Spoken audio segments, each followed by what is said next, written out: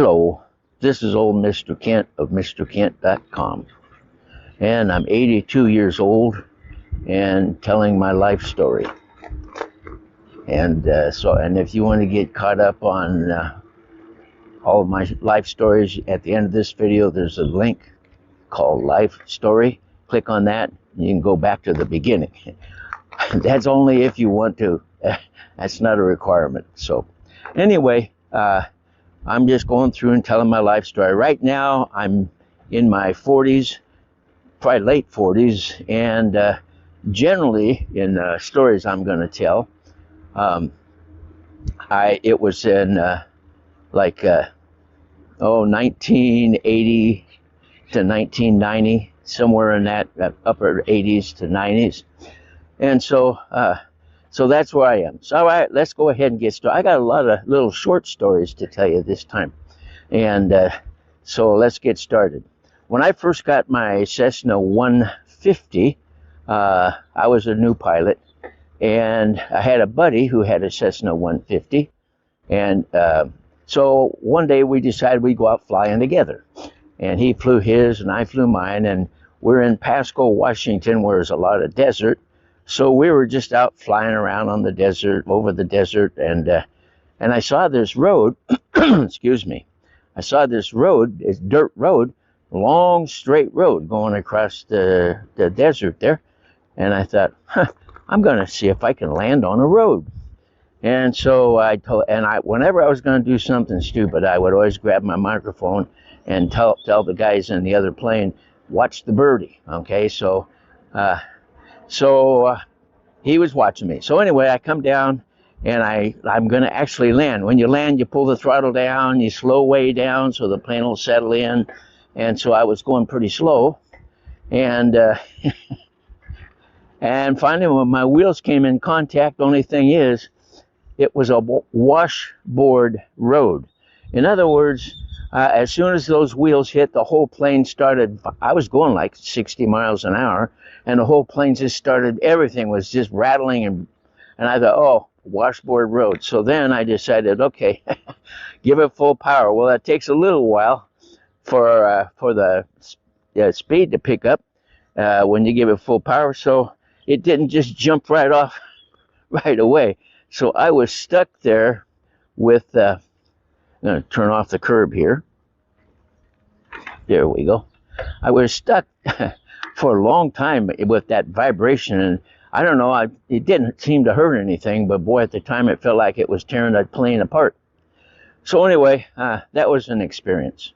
Then another experience I had, this one was kind of interesting because when I got my 170, I was in Pasco Airport, and I was polishing my plane one evening. I mean, it was maybe 7 o'clock in the summertime or something, a nice cool evening, and I'm polishing, and I'm in an area where there's a lot of planes parked, and these two guys drive up in this car, and they get out, and they casually start walking through the planes, which is okay.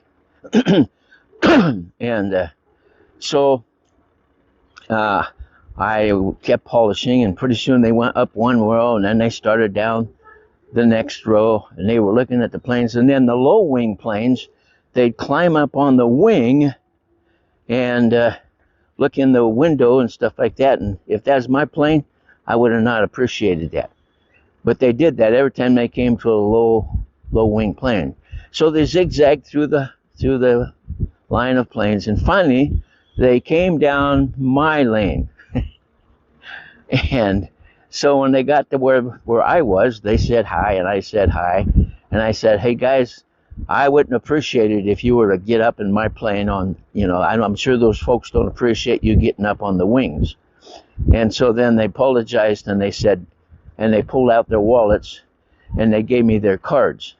They were U.S. Marshals working with the FAA, checking to see if there was any security at the airport. Now, this was way back before they put cyclone fences around all the airports and stuff like that. And that wasn't just a couple years after that they did put the cyclone fences in and stuff. So what the FAA was doing, they was sending these guys around to see if there was any security, and of course there wasn't any security. So anyway, that was another interesting little story. And then here's one for you that you may not believe, but it happened, and I'm telling the truth. I was at a different airport. This was a little later in life when I moved my plane to an airport where it parked on the grass. And so I was polishing my plane. By the way, after a couple of years, I got the plane polished up nice, and it looked nice.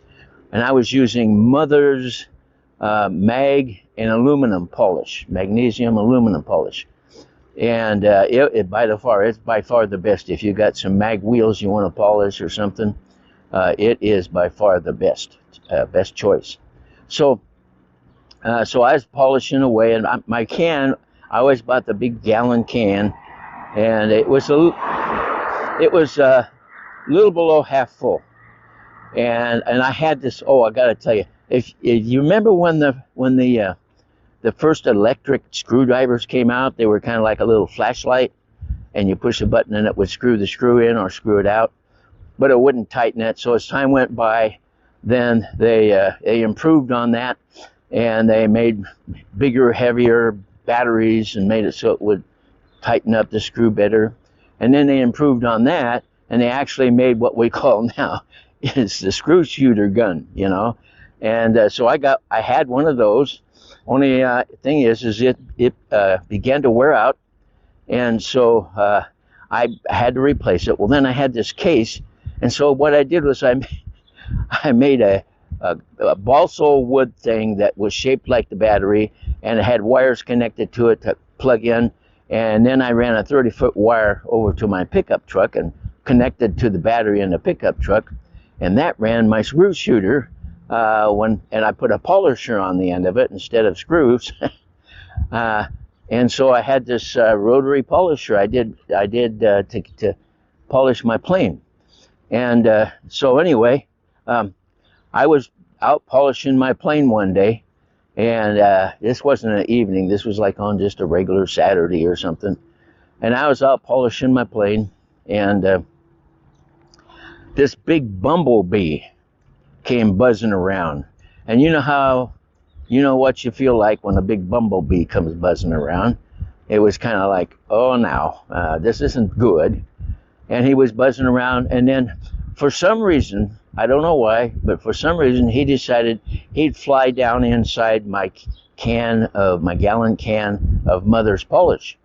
And so I went down in there, and of course that polish was like paste, real thin paste. And so he couldn't get out. He got stuck. He got the polish on him, and he would buzz his wings, and nothing would happen. And I kind of took pity on the guy, and so I laid a towel out on the grass, a polishing towel, and then I took the can and I tipped it upside down, and then the bumblebee fell out and landed on the towel. And he was trying to buzz his wings, but he had from moving them in the paste and everything, he was coated. Now this is true, okay? I thought, that poor little guy. So I took another rag and took the corner of it, and I reached down on that towel, and I started wiping his wings down. And I wiped, and then he would, I don't know why, but he would raise up the wing so I could get underneath of it. And so I did that, and then pretty soon he decided he'd try to fly. Well, he had too much weight and too much paste on his wings, and so then I did some more rubbing with my little rag, and I polished his wings a little more, and he tried again. It wouldn't take off, and then finally he got to a point where he buzzed, and it was just really close to taking off. And now the edge of the towel went like this, and then it went up like this, and went this. So he crawled over to where it went up like this, and he buzzed his wings, and then he took off. and he just barely got off the edge of the towel and then started dropping down, but he kept flying. He was going just above the blades of grass. And so, let's see, can I go this way? I go this way. And so he was just barely making it over the blades of grass, and then finally got a little higher. I think as he was flying, the paste turned to powder and came off of his wings, and so finally he took off and never saw him again. And that's a true story. But that reminds me of just barely skimming the treetops, which for some reason I end up doing that a lot. I looked it up on Google Earth, and it's not there anymore, but there's a place called, well, it's there, but it looks like it's deserted. I'm going to have to check up more on that. It's called Red's Horse Ranch.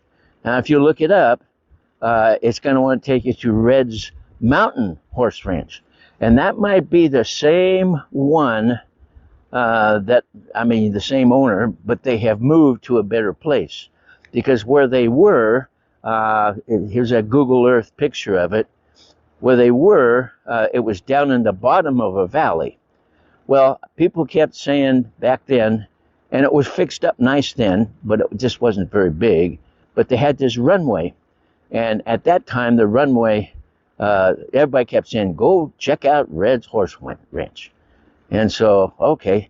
So the same guy that was flying with me when I landed on the wrong kind of road, and by the way, later in life, I did find a road that I could land on just for fun. And me and a buddy went out there and we spray painted all the airport landing markings on it. Anyway, so that's a different story. So I thought, okay, so my buddy and I and our two daughters, which were both about the same age, we climbed in a plane at Pasco, Washington, by the way. That's where this all started taking place. And we flew south into Idaho, and we found the place, and so we descended down. It was in the bottom of a valley with steep sides on it, and we descended down and got down to where we could land.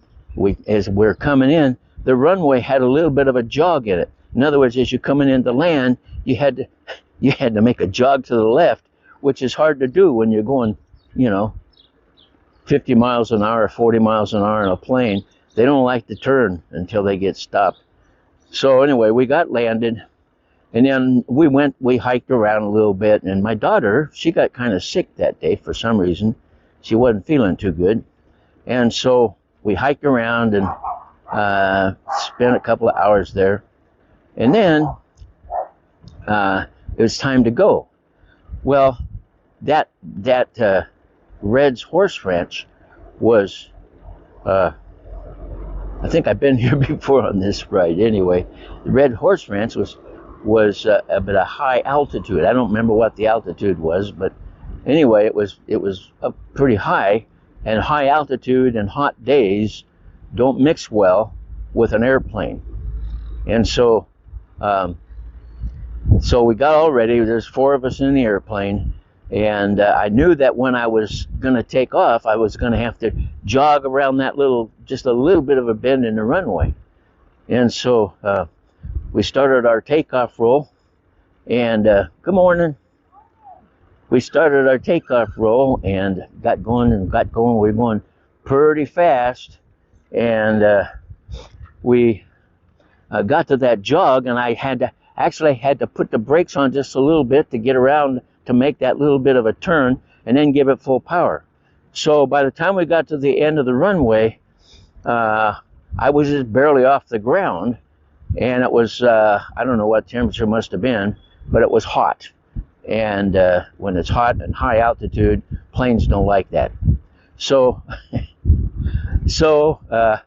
we got taken off, but I couldn't get it to climb. We were just like the little bumblebee. We were just going barely above the treetops. And then I looked ahead, and the sun was setting so that we're in the bottom of a valley, and the right side of the valley had the sun shining on it, and the left side of the valley was in the shadows. So I think a guy's coming behind me here, and so I just couldn't get the thing to climb. So I thought, oh, the sunny side is going to have its heat, so it's going to have air rising from it, whereas the shade side is going to have air dropping down. So I went over and I was just barely skimming the trees on the right side of the valley, and the further I went, the more we climbed. And I mean, we weren't climbing fast, but we were really close to the edge of those trees, and they were on our right going up at an angle. And so we were able to actually take off, get out of there, and it was my decision never ever go to Red's Horse Ranch again. So anyway, those are some stories that to me they don't seem to be very interesting. I've got more interesting stories, but those are just some side things. They didn't involve a lot of flying, but they were related to things I did with my airplane. And with and by the way, for years I had the cards that those U.S. Marshals gave me, but they've got lost along the way. So those are some experiences I had, and just thought I'd share them with you. And I've got more. In fact, the next video I make will have some little more interesting flying information or flying examples. So I guess I just want to say thank you for watching my video, and God bless.